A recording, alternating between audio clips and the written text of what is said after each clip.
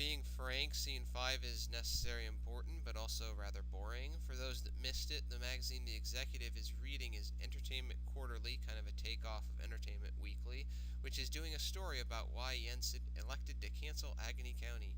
The markings down the page is actual writing, not just gibberish, but the picture is not large enough so that the letters can be clearly viewed.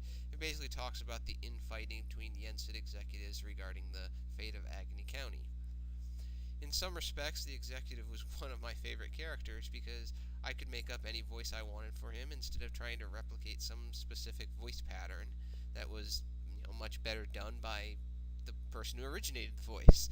That's one of the reasons this series needs voice actors like Hiatus Lead, KPNC 113, and Ashley Benlove, because I certainly don't possess the talent to do certain voices, and there exists the very real possibility that over 30 characters, if not more, will make an appearance in the series before it's done.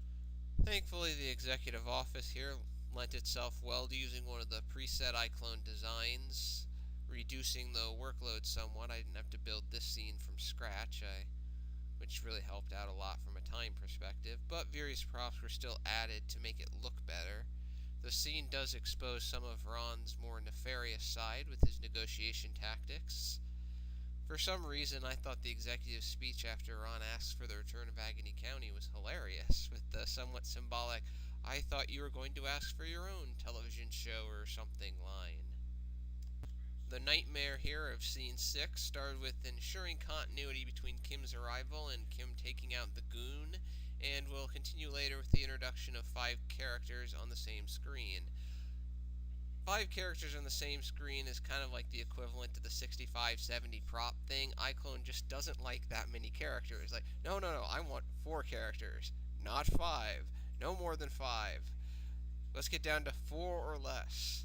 Of course, swinging in here, Ron misses his landing point and instead lands on the contestant's chair, which rolls on off the screen.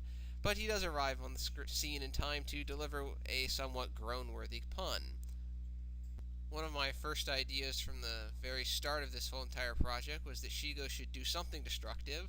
The idea was that Shigo would punch the plasma cannon after it failed. That idea slowly evolved to her punching, then kicking. Then I thought, heck with it. Shigo should just blow it up. I think the goons running onto the scene after hearing the explosion, then fleeing in the face of Shigo's anger was kind of a nice touch. Draken's facial expression comes off well here, as he first seems somewhat confident when calling for Shigo, and then the realization that she's not there kind of hits him, and it's like, oh, dang it. The stage scene here was supposed to be for a clip of America's Star Makers, with Draken as a judge and a few other cameo judges, various goons, and others as contestants, but Kim and Ron blew that plan up with their arrival. So that's why the goons are present here. Again, there are going to be initially some text, some goons saying, "Oh man, I was all psyched for my singing competition," but it kind of cumbersome, didn't work out well.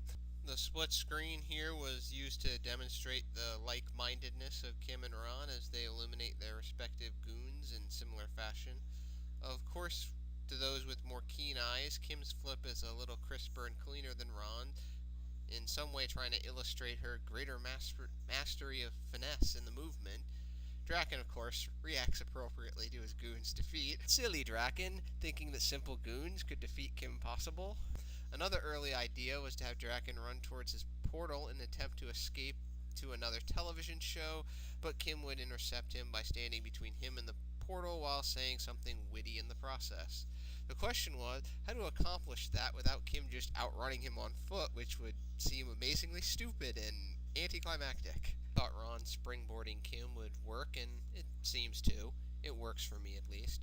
An additional idea was to have Kim use her grappling gun midway to pick up some speed in the air, but none of the attempts to work the animation of her firing the gun in midair worked out well. I mean, it worked, but it seemed kind of clunky without really the proper flow. It seemed to take more away from the table than put on the table. Draken escapes here using Dementor's teleportation device, only to meet an angry Shigo, annoyed that she was not able to throw down with Kimmy. Despite the initial thought of failure, Draken quickly sees the silver lining and prepares to celebrate his victory with a cupcake and some Cocoa Moo. Kind of shout-outs to previous Kim Possible episodes. The first victory here Draken is referencing is the one over the Lorwardians. Of course, the unspoken understanding is that Shigo would want to take down Kim, and it's kind of surprising surprising that Draken even had to ask. Finally, I thought the return of Draken's petals would be appropriate both for plot purposes and a laugh. This reporter is supposed to be the television reporter that's seen in the initial part of So the Drama. And just for those that didn't make the connection, Agony County in this Kim Possible universe is produced by the Yensid Corporation, which of course is just Disney backwards. Here we see the reveal that, oh my gosh, Dementor has been masquerading as one of Draken's goons and learning the interworkings of his organization. We note that you can kind of tell where Dementor is that whenever he appears as a goon, the goon in question does have his natural color instead of the generic peachy skin color possessed by the other goons. Also, in the kissing scene here, the two characters are supposed to be Danny and Charity supposed to be previewing the newest Agony County episode. And finally, I just wanted to kind of end on a somewhat touching note between Kim and Ron. I hope this ending does that. I think it does, but who knows. So that concludes the commentary for the initial episode of the Kim Possible fan animated series. Maybe for the third episode, which is currently in production, a system can be set up where some of the voice actors get their impressions and commentary regarding particular episodes, if of course they're interested in doing that. Thanks for watching, and see you next time, I guess.